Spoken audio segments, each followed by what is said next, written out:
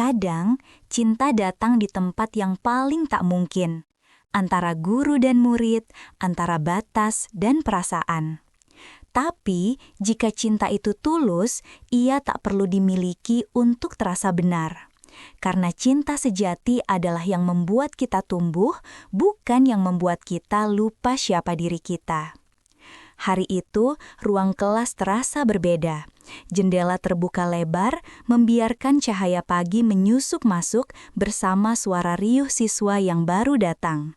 Tapi, begitu seorang perempuan berwajah lembut melangkah masuk ke depan kelas, suasana tiba-tiba hening.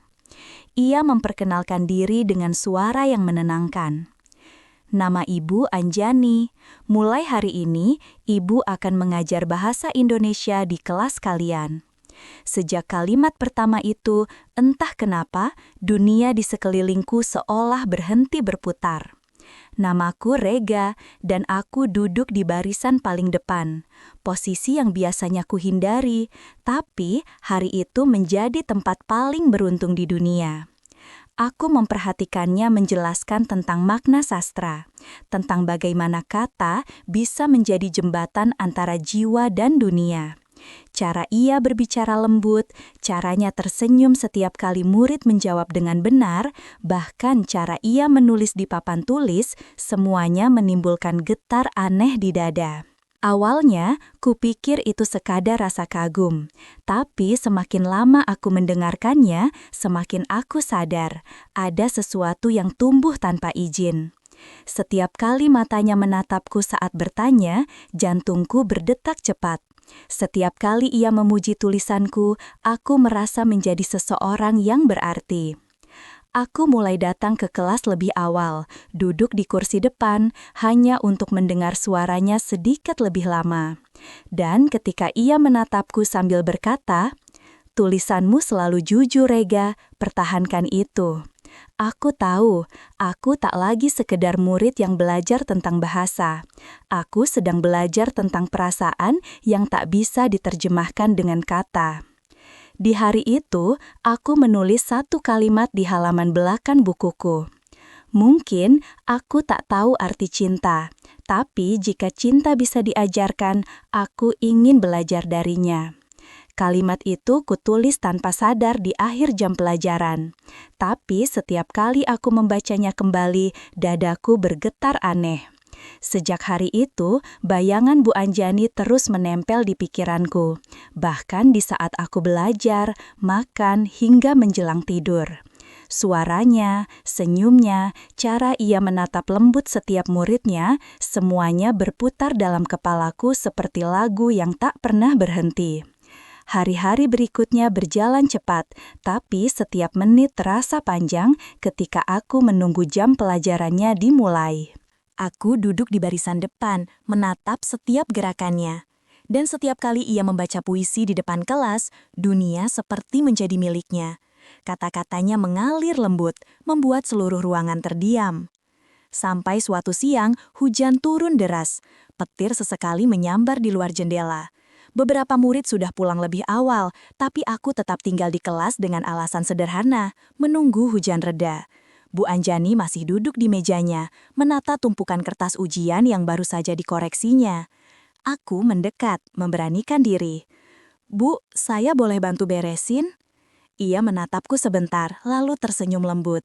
"Tidak usah, Rega, kamu pulang saja, nanti kehujanan."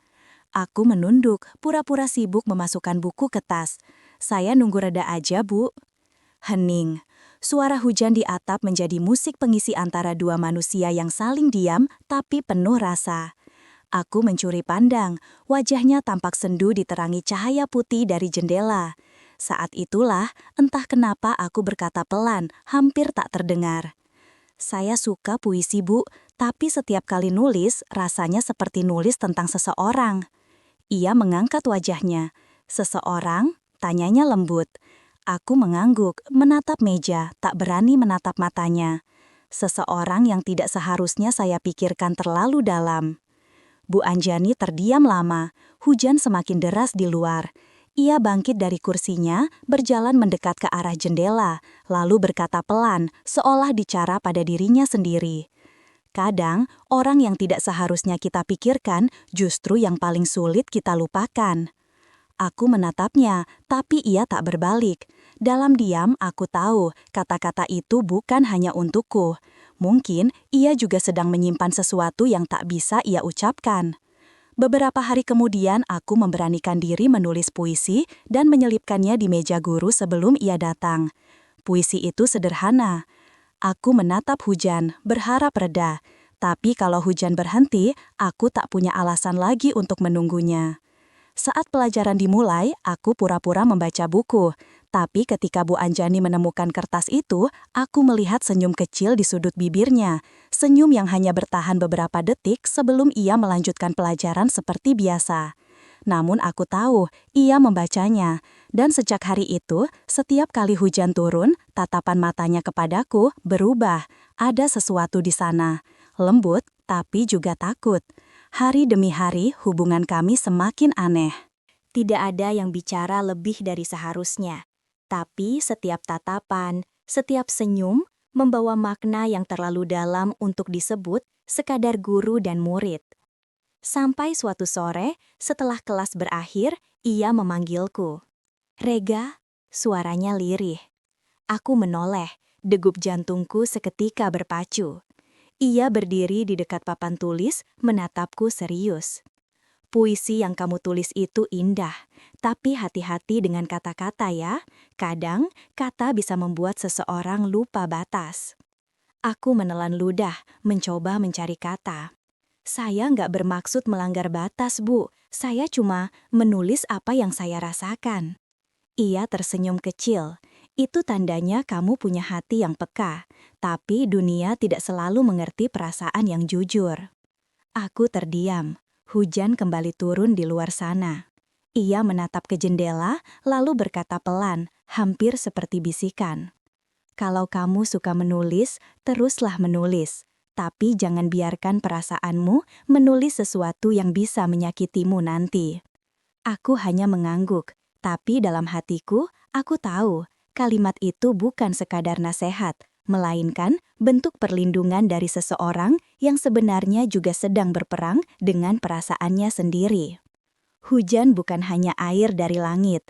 Kadang, ia adalah rahasia dua hati yang tidak bisa bersatu, tapi diam-diam saling menunggu. Kalimat itu kutulis malam itu, dengan tangan gemetar dan hati yang sesak. Sejak hari hujan itu, semuanya berubah. Bu Anjani tetap sama, lembut, sopan, dan menjaga jarak seperti guru pada umumnya. Tapi ada sesuatu di balik matanya yang membuatku yakin, ia mengerti perasaanku. Namun, memahami bukan berarti membalas, dan disitulah rasa sakit itu tumbuh. Setiap hari aku datang lebih awal ke kelas, berharap bisa berbincang sebentar dengannya sebelum murid lain datang. Tapi semakin aku mendekat, semakin ia menjaga jarak. Aku tahu kenapa, aku tahu batas itu harus ada.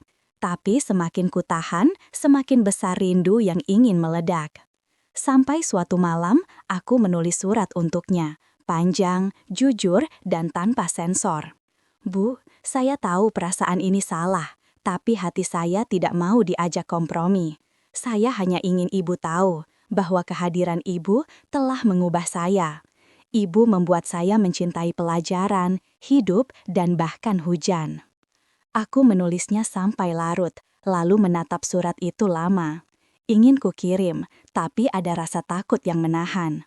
Dunia mungkin tak akan mengerti. Ia mungkin juga tidak boleh tahu.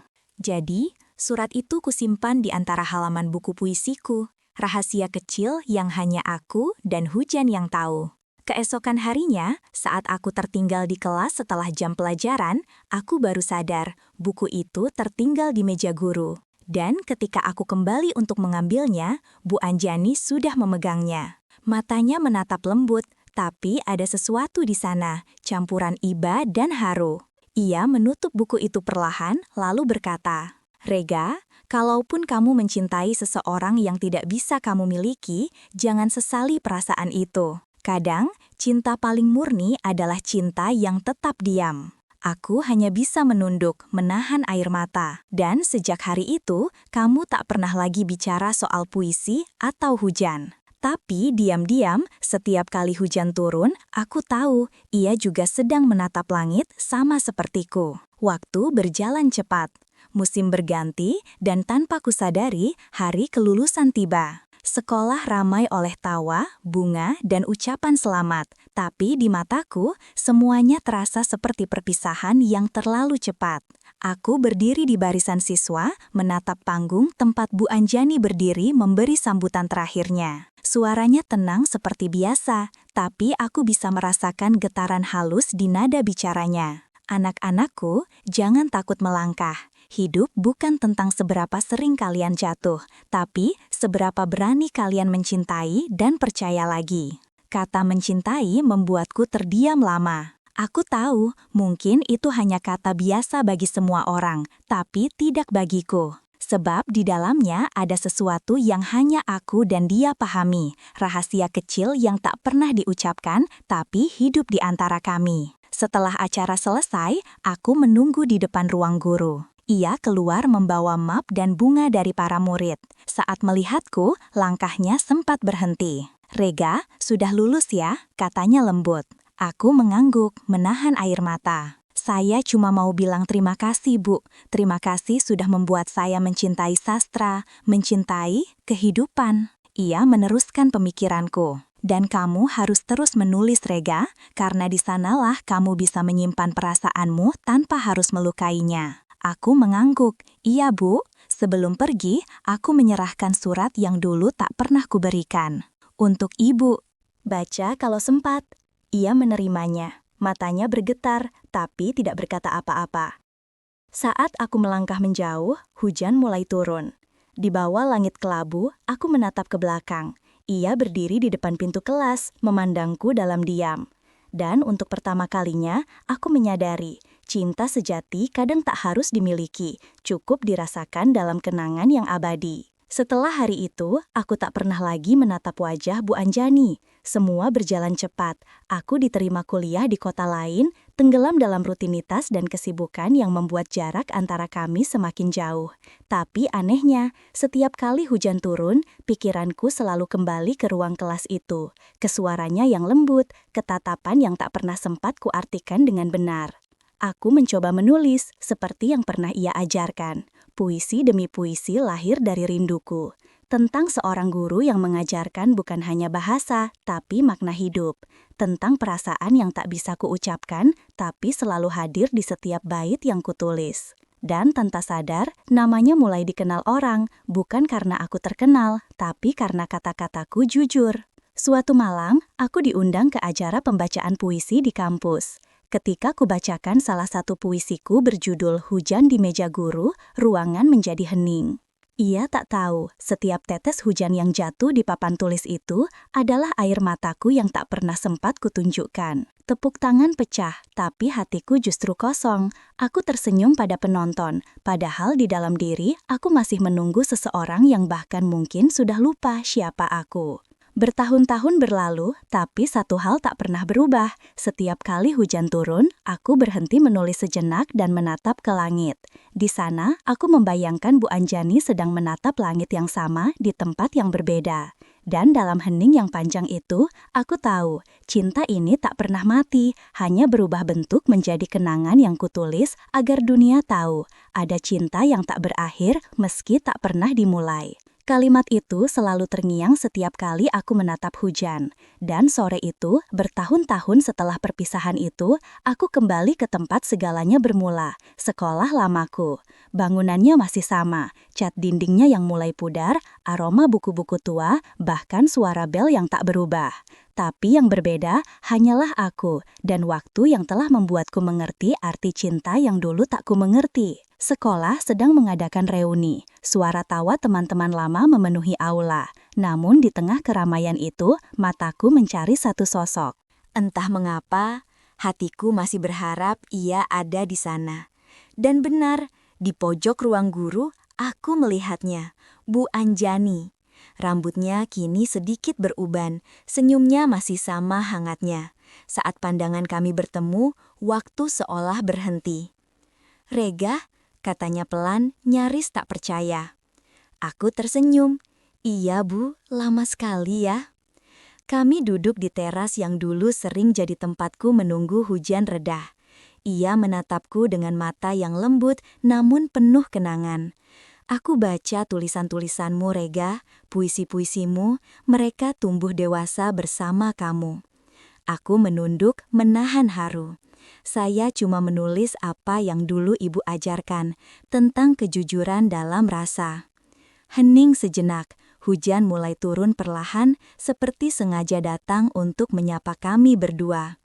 "Aneh ya," ucapku lirih, "selalu hujan kalau saya bertemu ibu." Ia tersenyum samar. Mungkin karena hujan tahu, di antara kita masih ada kata yang belum selesai. Aku menatapnya lama, lalu berkata pelan, "Terima kasih, Bu. Dulu saya mencintai ibu, tapi sekarang saya mencintai hidup karena pernah mengenal ibu." Bu Anjani menatapku, matanya berkaca-kaca. "Dan ibu bangga, Rega, karena kamu belajar mencintai tanpa melukai." Kami terdiam, mendengarkan suara hujan yang jatuh di genting. Tidak ada kata cinta yang diucapkan, tapi segalanya sudah lengkap. Karena kini kami tahu, cinta yang paling dalam adalah yang mampu melepaskan, tapi tak pernah melupakan. Dan di bawah langit yang sama, dengan hujan yang sama, dua hati yang pernah saling menunggu, kini akhirnya menemukan tenangnya, bukan dalam pelukan, tapi dalam doa.